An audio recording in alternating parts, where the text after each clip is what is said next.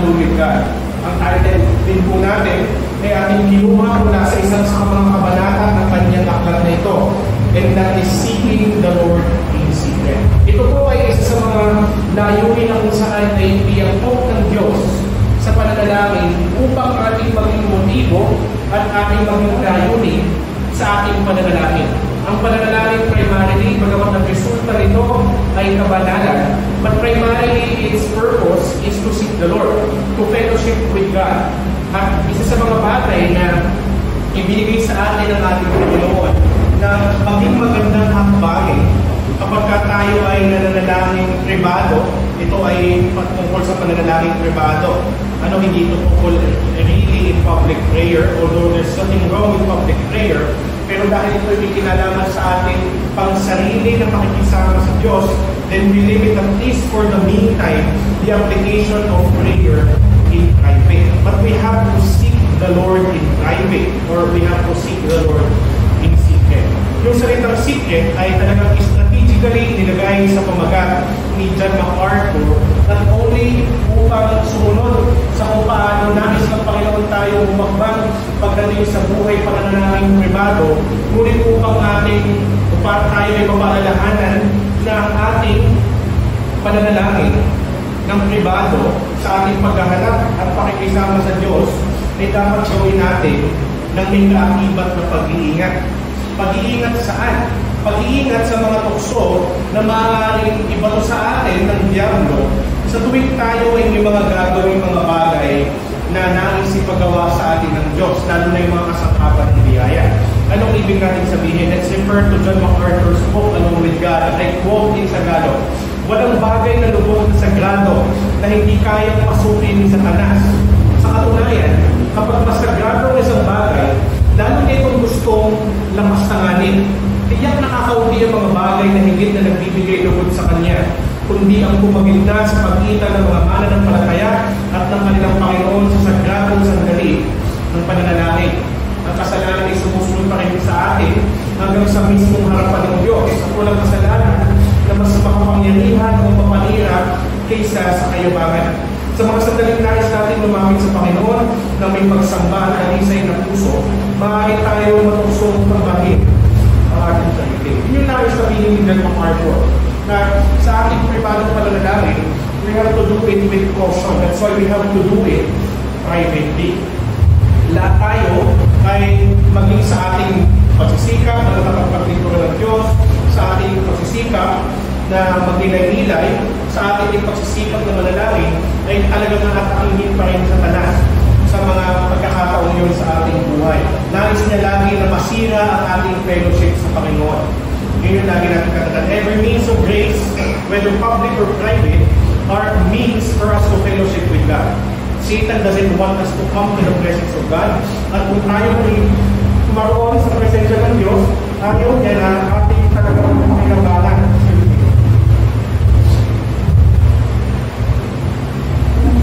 Ayaw niya na tayo makinabang at ayaw niya na magbunga ng gusto ang ating mga ginagawang pagsisikap upang talagang lumagbukas sa kabanalan in our fellowship with the Lord. Nang binanggit niya dito yung salita ng kayabangan ng pagmamalaki. At ito ay kanyang iniyakibat tungkol sa matuksong sambay ng ating sarili. That's why yun yung protection na kailangan natin in seeking the Lord. So we have to seek the Lord in secret. Pag tayo ay nananalangin, may mga pagkakataon tayo tutuksoin ng diablo na magpasikat. Yun yung sa mga bagay na kailangan na ingatan natin ang ating sarili. That's why if we are to seek the Lord in prayer, as much as possible, we seek the Lord in secret, in private.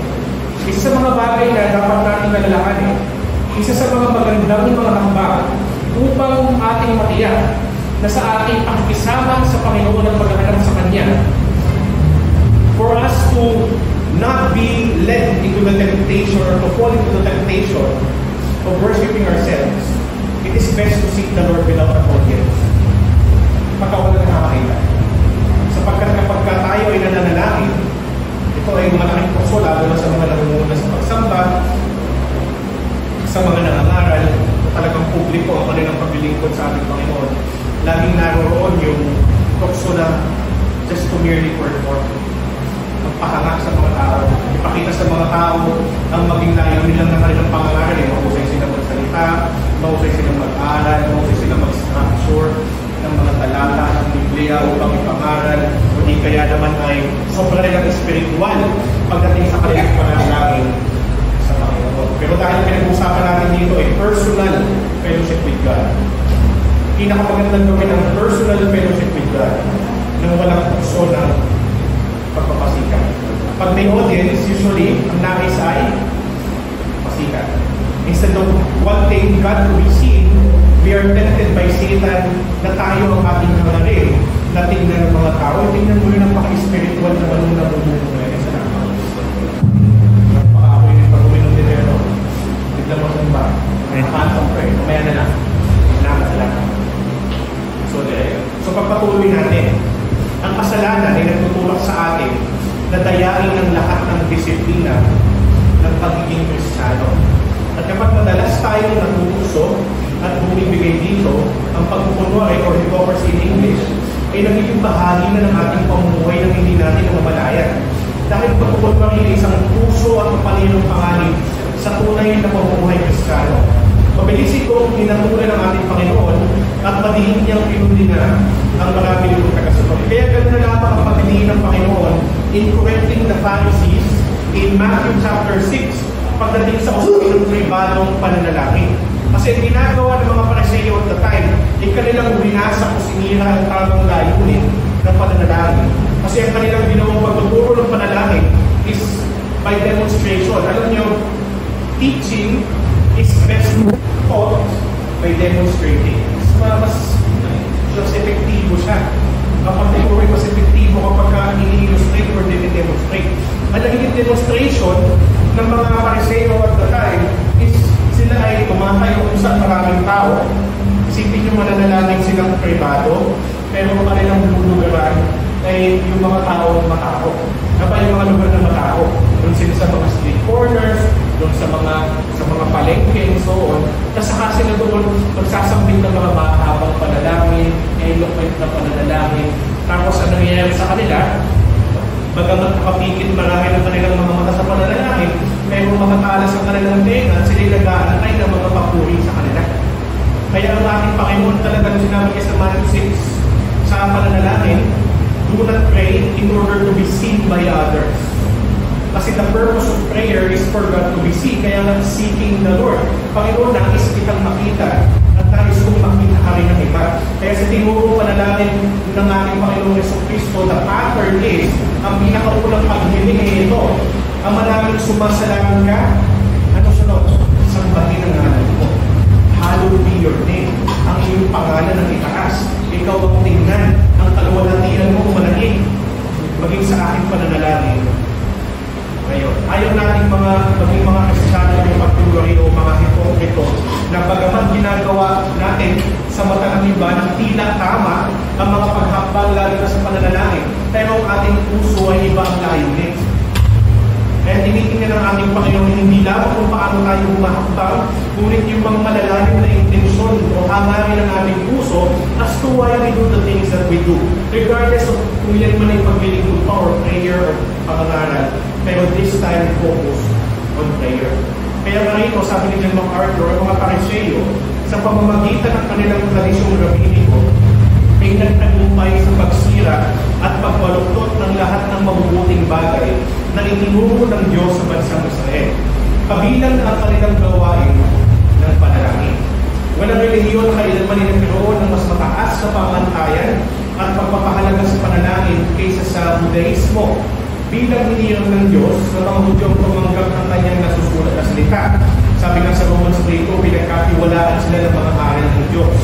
Wala nang ibang lahi o bansa na kailanman ay pinagawa ng Diyos na ganoon o nagkaroon ng gayong tuwirang pakikipag-ugnayan sa Kanya. So, ang kanilang ginawa, because of their tradition, kanyang mga baluktot na layunin, na gusto nila sila ang tingnan, sila ang purihin, sila ang nawalatiin sa halip na ang Diyos na pinapalalahinan. May talagang magtatagumpay nila sa maling paraan. Nagtagumpay sila na sirain at baluktutin ang lahat ng mabubuting bagay na itinuro ng Diyos sa bansang Israel, kabilang na ang kanilang gawain ng panalangin. So, maliit yung tinatanong natin yung mga nakaraan. Maaaring tinatanong sa inyo ng iba, kumusta rin yung buhay pananalangin? Kayo ba yung nagkakaroon ng mga pribadong pananalangin? Maayos nyo ba itong ginagawa? Ano ba ang laban ng inyong pananalangin? Pero mahalaga na suriin ang mga bagay na yun. Pero una sa lahat, ay ang ating itanong sa ating sarili, ano ba ang ginagawa ng ating puso sa tuwing tayo ay nananalangin? What is within our heart? What's our intention? Is it for us to be seen or for us to see God? Yun yung magandang tanong upang talagang matiyak natin na sa ating pananalangin ay ginagawa natin ito ng may malinis na hangarin na talagang makasama at tingnan at makita ng ating Panginoon. Hindi naman talaga ganoon lagi ang naging ang naging pananaw ng mga Hudyo pagdating sa kanilang pananalangin. Kagaya nga naman dito sa previous slide, simula nang dumating mga Pariseo, ay sila talaga yung nagsira, nagmalungkot sa tamang bagay o layunin kung bakit ang isang tao ay dapat manalangin. Of course, sa Old Testament makikita natin, there are certain distortions na nakikita natin from time to time about prayer, but the real damage, yung talagang matinding damage, pinsala, ay ginawa ng mga panahon ng mga Pariseo. Minsan naisip ko, no wonder why the Lord Jesus Christ came at the time where the Pharisees reigned. Kung isipin natin, dinami namin ng panahon na pwedeng bumagsak ang Panginoon ng pagkatawang tao dito sa lupa. Dumating siya ng mga panahon ang mga tagapagturo ng relihiyon at ang mga pinuno ng relihiyon ng bayang Israel, walang pakundi ang mga Pariseo at ang mga Sadduceo. So yun. Ito sa next slide, sabi ng aklat, ninais ng mga Hudyo ng lumang tipan na manalangin dahil naniniwala silang gusto ng Diyos na lumapit sila sa Kanya. It's God's desire for His people to come to Him through prayer. Hindi nila kinakatakutan ng Diyos tulad ng takot ng mga pagano sa kanilang mga Diyos. Sa katunayan, sinabi ng mga rabay na ang banal na Diyos ay nagnanais ng mga panalangin ng mga magulit. Walang duda na nakuha nila ang kagagawa ng ito mula sa Psalm 145:18 na nagsasabi ng Panginoon ay malapit sa lahat ng tumatawag sa Kanya.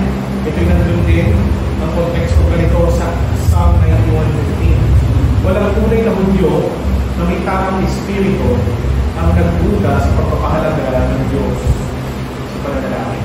So malinis naman talaga ang pananaw ng mga Hudyo sa aspeto ng pananalangin, but it was distorted. So kailangan tayo ay bumalik sa sinasabi ng salita ng Diyos. Kung ano dapat ang nilalaman ng ating puso, ng ating layunin, ng ating hangarin, ng ating pinupursige or pursue pagdating sa pananalangin sa ating Panginoon. At lagi natin katandaan, lagi itong may counter intuition. Ano yun? Kung may dapat i-pursue, may dapat i-paliguran. Kung dapat i-pursue sa pananalangin ay ang kaluwalhatian ng Diyos, ang dapat paliguran sa pananalangin ay kaluwalhatian ng pananalangin. Yung kailangan natin na doon. We ought not to be like Pharisees when we pray, but we ought to be as people, kaya pinag-observe kanina, as people living in the kingdom of God. Now, taliwas sa pagkukunwari ayon sa aklat na magpatong yun. Tinuruan ni Jesus ang kanyang mga tagasunod. Kapag kayo ay mananalangin, pumasok kayo sa inyong silid panloob at isara ang inyong pintuan. At manalangin kayo sa inyong Ama na nasa lihim. At ang inyong Ama na nakikita sa lihim ay gagantimpalaan kayo. Matthew chapter 6 verse 8. Pansinin na hindi nagbigay ng Panginoon ng taktang oras o okasyon para sa panalangin. Ang sinabi niya lang kapag kayo ay mananalangin. Kaya binibigyan tayo ng malawang na kalayaan na manalangin. Oras. So we ought not to limit ourselves as to when or where we're going to pray. We have unlimited opportunities given by God also. So sa 24 hours natin sa isang araw, 7 days a week, 30 to 31 days per month, minsan 28 or 29 pag Pebrero. So we have all those time to pray. So pwede natin ulit ito sa ating sarili, we take advantage of our 24 hours in which meron tayong o wala tayong limitasyon na manalangin in order to pray within the day. So makalaga yun. Pero, ilinawin din natin, hindi porket sinabi ng ating Panginoong Kristo na dapat tayo ay manalangin sa isang lihim na silid o silid panloob, inner paliwanag later ni John MacArthur na nais niyang patungkulan is not really the place in which prayer should be done, but what the heart should be when we are praying. Kasi baka mamaya ay gusto nating manalangin sa Panginoon, ay gusto natin ay yung talagang lihim na lugar, ginawa natin siyang sobrang literal. Ano baka minsan ay maghanap pa tayo ng kuweba, at para tayo mga Buddhist na maghahanap tayo ng kuweba at tayo ay sa kuwebang iyong mananalangin just to make sure na tayo lang na naroon. But that's not really the point, although those steps help. Pero if those steps would be practical, the good news is, it's not about the place, it's about the state of our heart in prayer. Upang magkaroon na yun sa libro ng malaking pagkakaiba sa pagitan ng paraan ng panalangin ng Diyos at ang isinasagawa ng mga Eskriba at Pariseo, sinabi ni Jesus na kapag mananalangin ka, pumasok ka sa iyong silid loob. Maaari itong tumukoy sa anumang maliit na silid o kwarto kahit na isang imbakan. Madalas ang mga ganitong silid ay lihim at ginagamit para itago at protektahan ng mga halagang bagay. Ngunit ang punto ni Jesus dito ay hindi ang lugar ng panalangin. Hindi siya sa ito kanina. Kundi ang salubin. Kung kinakailangan ng tunay na sumasamba, dapat niyang hanapin ang pinakalihim at pribadong lugar upang maiwasan ang tukso ng pagpakitang gilas. Pagdating doon, dapat niyang isara ang pintuan upang maalis ang lahat ng estorbo at makapagtuon ng pansin sa Diyos at manalangin sa Kanya. So if it does help na talagang maging literal yung ating paghanap ng lugar na kung saan tayo privado, na kung saan ay walang makakagambala sa atin, then do so. Pero again, don't limit yourself to a place. Ang pinakamahalaga sa lahat ay yung estado ng ating puso. Pero sa totoo lang, makakatulong talaga na maging dalisay ang ating pananalangin privado kapag walang nanonood sa atin kapag natin ginagawa ang mga bagay nito. Karamihan sa ating buhay, sabi ng akalan, karamihan sa ating buhay panalangin ay dapat na talagang gawin ng Diyos. Anong example dito? Si Jesus Christ. Madalas iwan ni Jesus sa kanyang mga alagad upang makahanap ng lugar na mapag-isa habang nananalangin. Maaaring na lang ng ating pamilya, mga kaibigan ng mga oras na tayo ay nananalangin, ngunit ang sinasabi natin ay para sa Diyos, hindi para sa kanila. Dito ay patuloy na inumukhain ni John MacArthur that the audience of prayer is none other than God alone. Kahit pa malaman ng iba kung nasaan tayo, sa dalawang oras, at kung nananalangin tayo at that time, what matters is our hearts are set on God. Gaya ng ating una na naging, o ito yung previous na naging alakaya natin several Sundays ago. And then as our hearts are set on God, we seek the Lord in secret for us to be protected from the temptation of showing off. Para hindi tayo sa halip na magpanaig sa atin ang pagpapakitang gilas sa ating pananalangin o pagiging spiritual, ay talagang maging dalisay ang ating pananalangin sa ating Panginoon. Then he goes on to say, kapag nananalangin tayo ng may tamang salubin, ang ating Ama na nakakakita sa lihim, ay gagantimpalaan tayo. Ang pinakamahalagang lihim na kanyang nakikita ay hindi ang mga salitang ating binibigkas sa pribadong silid, kundi ang mga iniisip natin sa kailaliman ng ating puso. Ito ang mga lihim na kanyang pinakababantayan o pinakabinabantayan. At kapag nakita niya na siya ang tunay na focus ng ating mga panalangin, matatanggap natin ang gantimpalang tanging siya lamang ang makapagbibigay. Hindi sinabi ni Jesus kung ano ang gantimpalang iyon, ngunit alam natin na tapat at hindi bumibigay ng palya ang pagpapala ng Diyos sa mga lumalapit sa Kanya ng taos-puso at may kawagaan. So as we seek the Lord in secret, we ought to be mindful with our words. Dapat na, kasi tayo ay lumalapit sa Diyos, so dapat natin hindi ginagala. Bagamat nais niyang lumapit tayo sa Kanya, at tayo ay pagkatuloy na alam niya ng dahil sa sakripisyo ng ating Panginoon sa Kristo, pero pag-alam hindi dapat nawala habang ginagawa natin yun. But more than our carefulness sa ating pananalita is the carefulness of our heart whenever we speak to God. Kasi at the end of the day, God looks into our hearts. He does not just listen to what we say to Him, but rather He looks into the motives of our heart as to why we're saying the things that we're saying to Him. Nalalaman niya kung dikiti mo ba ang ating sinasabi sa Kanya, kung nagtutugma ba ang nilalaman ng ating puso sa ating sinasabi sa Kanya. The Lord knows those things. And we cannot fool the Lord. Siya ang hindi natin kailanman malalansin o malilimutan. So sa atin, kasama ng ating pagsisikap na ating hanapin ang Diyos sa pribadong paraan sa ating pribadong pananalangin, ating pupugin sa biyaya ng Diyos ang ating puso na maging malinis ang hangarin nito. Ang hangarin nito, pag-ulit, hanapin siya na makisama sa Kanya at sa mga pagkakataon na yun ay ating nasusupungan mula sa Diyos, tayo ay lumago sa kabanalan at maging tunay na namumuhay ayon sa mga inaasahan ng mga miyembro sa kaharian ng ating Panginoon. Ang Panginoon ay may gantimpala sa mga nagsisikap sa ganitong paraan, bagamat nilinaw din naman talaga ni John MacArthur na hindi pinanggit ni Jesus kung ano ang gantimpala niya. There will be a reward, we just don't know what it is, pero whatever that may be, as long as it is from the Lord, it is very much acceptable. Yun yung ating gagawin. So dito po tinatapos ng ating talakayan sa prayer and meditation, seeking the Lord easy. Any questions or reflection?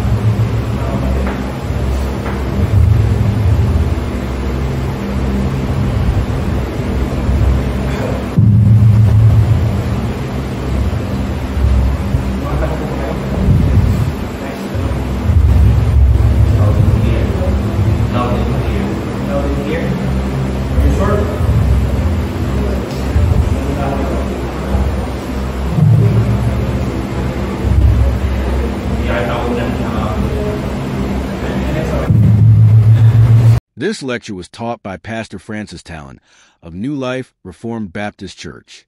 We warmly invite you to join us every Sunday. Our preaching and worship service starts at 9 a.m. Come and hear God's word faithfully proclaimed. To God be the glory.